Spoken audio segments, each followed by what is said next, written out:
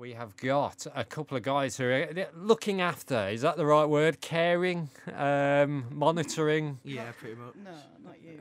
If you want to come, nearer the microphone a bit, Jess, so we can hear you. Jess, hello. Hello. And Sam. Hello. And you two are looking after making sure that Jason and Adam, who are doing the record attempt down at the Wolfram Centre as we speak, you're part of the team that's making sure they are fed, watered and cared for the next however many hours they keep going. Yeah. Set off at 10 o'clock this morning. As we sit here right now, it is 4:45, 6 3/4 hours. And do you want to give an outline for people who haven't heard what's going on, an outline as to what they are doing? They're breaking 2 world record attempts, both with games. One of them's doing the RPG, longest RPG run. Longest RPG, like playing in a row without stopping. Which is It's about 47 hours. Yeah. And so many minutes. And then Jason, Adam's brother's doing the longest survival horror, playing without a break, and that one's about 27 7 hours, 8 minutes. 27 hours, 8 minutes, I seem to remember, yeah. Now, the guys were saying, I turned up at around 1 o'clock today, and you were saying they were already hungry. Yes. Are they big eaters? No, not really. It's just neither of them really had anything for breakfast, as far as I know. Jay had a bit, but apparently Adam didn't eat anything. He was supposed to be eating something he didn't. I said to you, what are you doing overnight for food? Because obviously all the food outlets are closing, and you pointed me in the direction of a bag, which I can only be describing as full of cholesterol. Yes. But they're well catered for food and everything else. As I say, their previous record, I think they said, was 60 hours. And I mentioned to you before, and I mentioned on air, they're looking at going a lot longer than just the 48 hours to the record, aren't they? What have they said to you? They've said 72 hours to me. Have they said 72 hours to you? No. No, they said it to me. First for me. They might do 72 hours, which is going to be hell for all of us. Never mind just them. As I say, you've got to stay with them, obviously, to make sure. I think it's going to get to a point where you're like someone in the back seat of a car trying to keep them awake. Although I think there comes a point when you've got to look after them, look after their best interests. Basically, give a lowdown on where they actually are in the Wolfram Centre right now. They're one shop down from the Entertainer. So they're next door to the candle shop that's next to the Entertainer in the Wolfram. It's the shop. It's got retail opportunity, which I think should be renamed. They should just put cord instead of tail.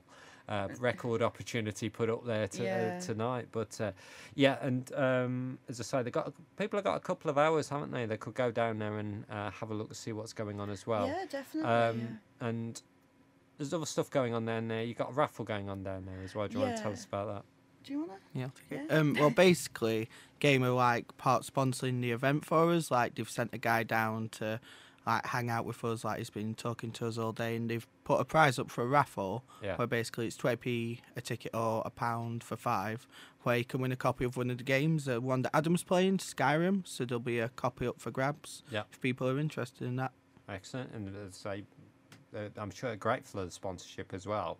Now on to the donations, because it is for charity. Yeah. It's not just for their own egos, is it? It is actually charity. All in all, it's more charity than anything else. I can imagine that.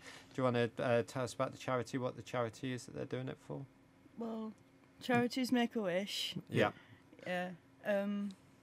What's that? Oh, it's the Make-A-Wish Foundation, which is obviously for terminally ill children, to give them like their one last wish before. It's a very good cause. Yeah, it's a good cause. It's one I personally know well. I've read a bit about what they do, and for example, if you've got a young kid never seen a game of football, might send them to a big football match. It's something like that. So it's a very heartfelt charity. Donations you've had so far, how's it going?